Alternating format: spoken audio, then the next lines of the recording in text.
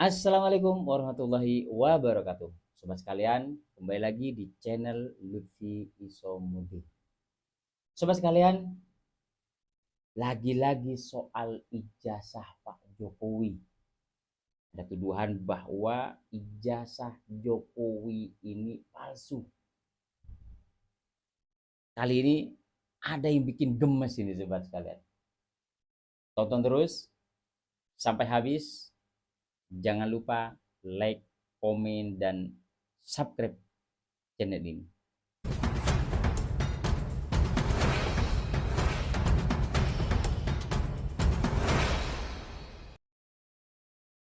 Sobat sekalian, ijazah Presiden Jokowi kembali dipersoalkan. Tidak selesai-selesai. Yang mempersoalkan bukan oleh institusi pendidikan, bukan oleh penegak hukum, tapi oleh segelintir orang yang seolah lebih tahu dari kampus tempat ia kuliah. Wah, menarik ini sobat sekalian. Padahal Jokowi sendiri sudah menyampaikan bahwa ijazahnya asli. Bahkan kampus tempat Pak Jokowi kuliah, UGM, sudah resmi menyatakan bahwa ijazah beliau ini asli. Bahkan Baris Krim Polri juga sudah turun tangan sobat sekalian, melakukan pemeriksaan dan hasilnya jelas tidak ada pemalsuan. Tapi anehnya masih ada yang ngotot sobat sekalian. Masih ada yang tidak percaya. Bahkan ada yang mau bawa ijazah itu ke Singapura, ke laboratorium forensik. Serius loh sobat sekalian, ijazah mau dibawa ke Singapura. Memangnya negara kita tidak punya itu lab, atau meragukan negara kita sendiri? Wah, luar biasa. Ini ijazah loh, bukan artefak Mesir kuno. Kita punya lembaga sendiri, kita punya hukum sendiri. Tapi kenapa selalu aja ada yang merasa perlu validasi dari luar negeri? UGM bukan abal-abal loh, menyatakan bahwa kampus itu, tempat di mana Jokowi kuliah, mengeluarkan ijazah yang asli. Nah, yang paling heboh ini semalam sobat sekalian, di acara iNews, rakyat bersuara, rakyat bicara ya. Seorang tampil dengan emosi sampai menangis. Katanya kalau memang ijazah Pak Jokowi terbukti asli, dia rela pakai baju oranye katanya. Pakai baju warna yang apa, di online shop itu oranye. Dia ikhlas katanya. Wah, wah, wah. Dan dia juga bersumpah atas nama 200 sekian juta rakyat Indonesia. Saya sampai mikir, rakyat yang mana ya? Kayaknya kita nggak pernah diajak rapat soal ini gitu. Apalagi diajak untuk menandatangani petisi gitu ya. Rakyat yang katanya bilang 200 berapa 80-an juta ya. Dan berikutnya dia memohon supaya Pak Jokowi menunjukkan ijazah aslinya di depan publik katanya. Dan ini demi rakyat. Wah, wah, luar biasa. Rakyat lagi. Saya ngopi di warung itu belum pernah ada yang menanyakan ijazahnya Pak Jokowi itu. Lah, Bu, kalau Anda meminta begitu, itu namanya bertanya, bukan menuduh. Tapi anehnya setelah bertanya langsung bikin kesimpulan sendiri. Ini pasti palsu. Lah, kalau begitu mah bukan bertanya, itu vonis sepihak namanya. Apa perlu ini saya jelaskan perbedaan antara bertanya dengan menuduh? Kita ini negara hukum. Dalam hukum yang sehat, kalau Anda menuduh seseorang memalsukan dokumen atau dokumennya palsu, ya Anda harus membuktikan. Bukan malah si tertuduh yang harus sibuk mondar-mandir ke sana kemari membuktikan kalau dirinya tidak bersalah.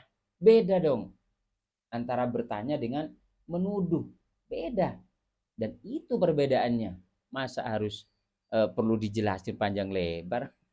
Bayangin ya, kalau semua orang bisa nuduh seenaknya tanpa bukti, terus minta yang dituduh membuktikan bahwa dia nggak salah, ya habis dong semua orang ini. Sistem hukum di negeri ini jadi rusak. Kita punya tetangga nih, KTP-nya palsu kita tuduh. Wah, repot kalau kita tidak bisa membuktikan KTP-nya asli atau tidak.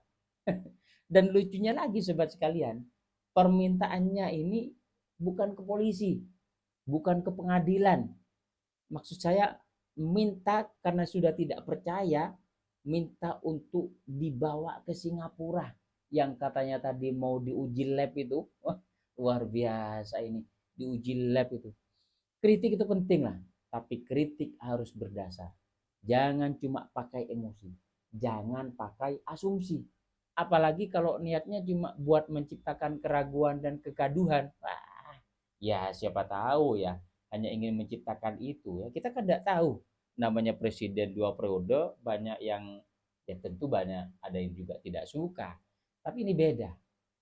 Sekali lagi, Indonesia bukan negara tanpa hukum. Kita punya prosedur, punya institusi yang bisa dipercaya.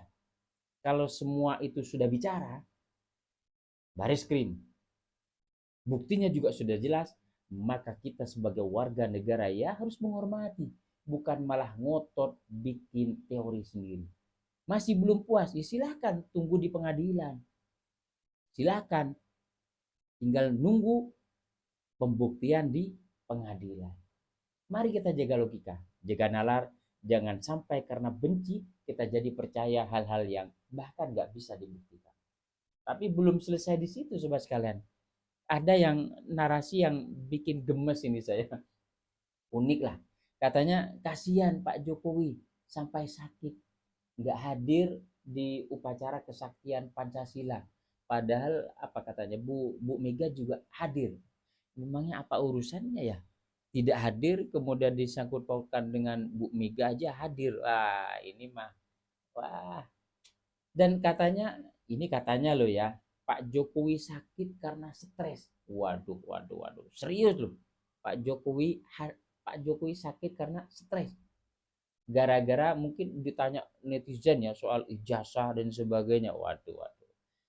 Alergi kulit, stres gara-gara ditanya ijazah.